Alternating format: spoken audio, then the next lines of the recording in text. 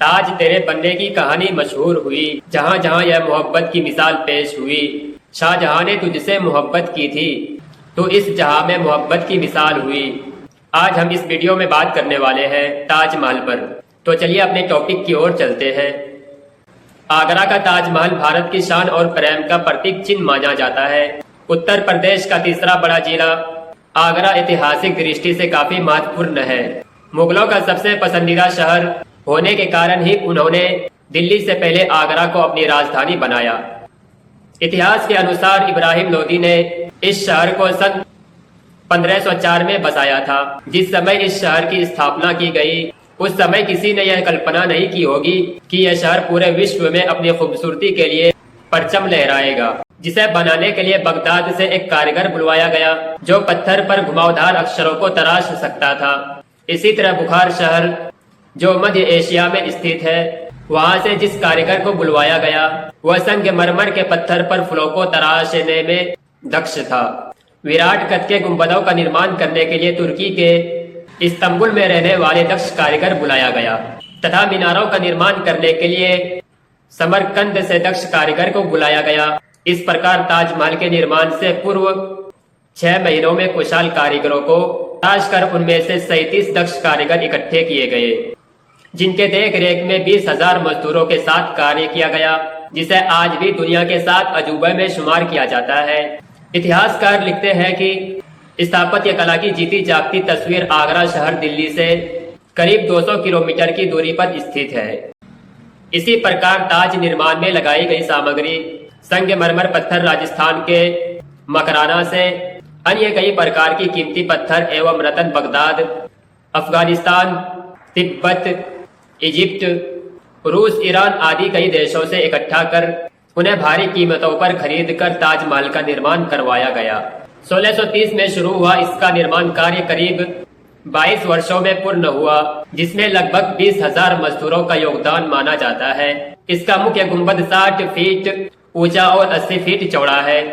मुगल बादशाह की मोहब्बत और शिद्दत का परिणाम ही है ताजमहल, जिसे खूबसूरती का नायाब हीरा कहा जाता है।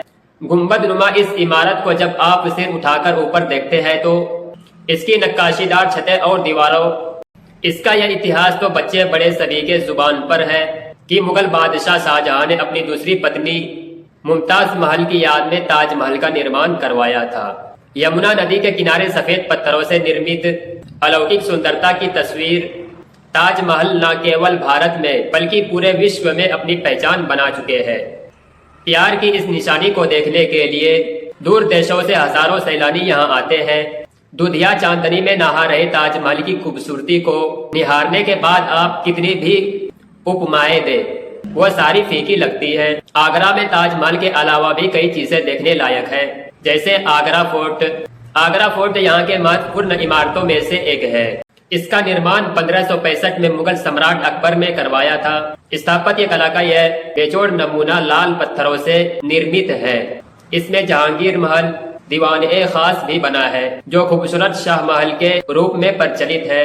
फतेहपुर सीकरी आगरा से लगभग 35 किलोमीटर दूरी स्थित इस स्थान को अकबर ने अपनी राजधानी बनाया था, जो स्थापत्य की बेजोड़ कलाओं से परिपूर्ण है। मेहताब बाग यमुना नदी की विपरीत दिशा में ताजमहल के पास ही बना हुआ है मेहताब बाग। कई तरह के फूलों और अनेक पेड़ पौधों से सुसज्जित होने के कारण विदेशी सैलानियों को काफी लुभाता है। राम बाग को बाबर ने 1528 ईस्वी में बनवाया था। यह ताजमहल के उत्तरी भाग में 2.5 किलोमीटर क्षेत्र में फैला हुआ है, जिसे मुगलों द्वारा निर्मित सबसे पुराने बागों में से एक माना जाता है। जामा मस्जिद शाहजहां की बेटी जहां आरा बेगम की याद में सन 1648 ईस्वी में बनाई गई थी। यह जामा मस्जिद बड़े ही खूबसूरती से इसकी गुंबद भी तराशे गए हैं। इतने वर्षों बाद भी इसकी खूबसूरती जैसे के तैसे बनी हुई है। मुमताज महल और शाहजहां की कब्र ताजमहल के निचले हिस्से में आमने सामने बनी हुई है। आज भी आगरा शहर देशी विदेशी सैलानियों के आकर्षण का केंद्र बना हुआ है। खूबसूरत स्थापत्य कला में निर्मित होने की वजह से यहाँ गर्मी हो या ठंड, हर मौसम में पर्यटकों की भीड़ देखी जा सकती है। पर्यटन विभाग की ओर से प्रतिवर्ष ताज महोत्सव का आयोजन किया जाता है।